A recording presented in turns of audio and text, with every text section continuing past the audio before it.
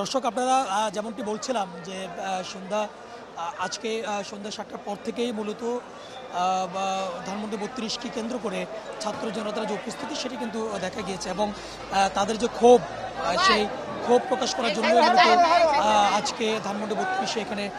এসে আন্দোলনকারীরা এখানে একত্রিত হয়েছেন এবং তারা তাদের যে অবস্থান সেটি তারা জানান দেওয়ার চেষ্টা করছেন। তারা বলছেন যে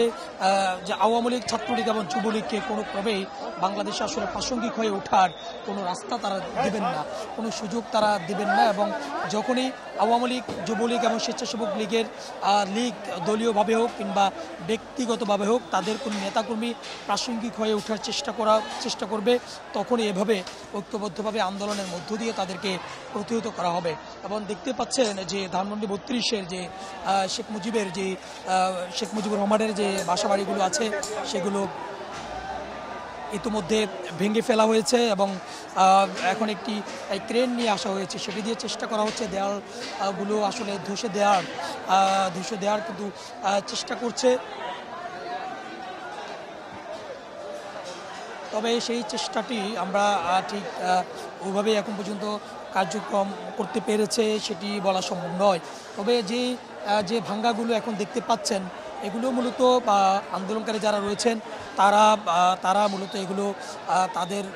তাদের নিয়ে আসা হাতুড়ি রড এগুলো দিয়ে মূলত তারা এগুলো ভেঙেছেন এবং পাশাপাশি তারা আগুন দিয়ে তারা তাদের ক্ষোভগুলোকে জানান দিয়েছেন। অর্থাৎ আন্দোলনকারী যারা রয়েছেন তারা বলছেন যে বাংলাদেশে অর্থাৎ বিগত ১৫ বছর ধরে যেভাবে গুম খুনের সাথে জড়িত ছিল আওয়ামী লীগ, ছাত্রলীগ, যুবলীগ, সেই গুম খুনের সাথে জড়িত থাকা দলটি বারবার তারা তাদের চেষ্টার মধ্য দিয়ে একটি প্রাসঙ্গিকতা আনার চেষ্টা করছে। তাদের দলকে আলোচনায় রাখার জন্য যে চেষ্টা করছে সেই চেষ্টাটাকে তারা ব্যর্থ করে দিবে এবং যখনই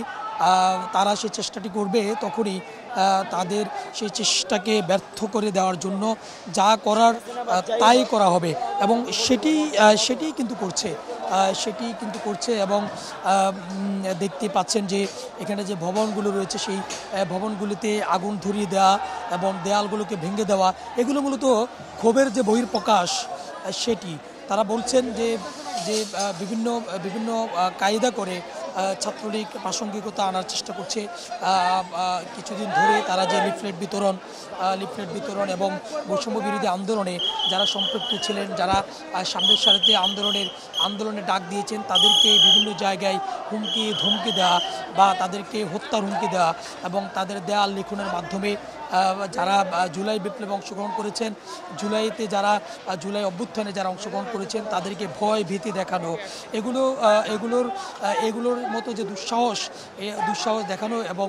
দেখানো এর মধ্য দিয়ে যে ছাত্রলীগ এবং আওয়ামী লীগের যে প্রাসঙ্গিকতা বা তাদের যে প্রাসঙ্গিক হয়ে ওঠার চেষ্টা সেটি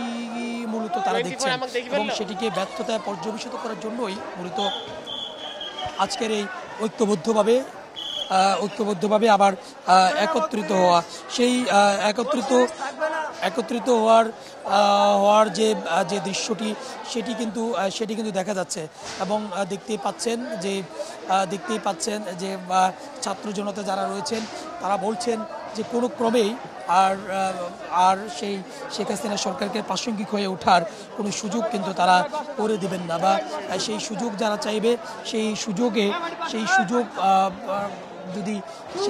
যদি আবার প্রাসঙ্গিক হয়ে ওঠার চেষ্টা করে তাহলে বারবার ছাত্র জনতা ঐক্যবদ্ধ হয়ে আন্দোলন করবেন এবং ঐক্যবদ্ধভাবে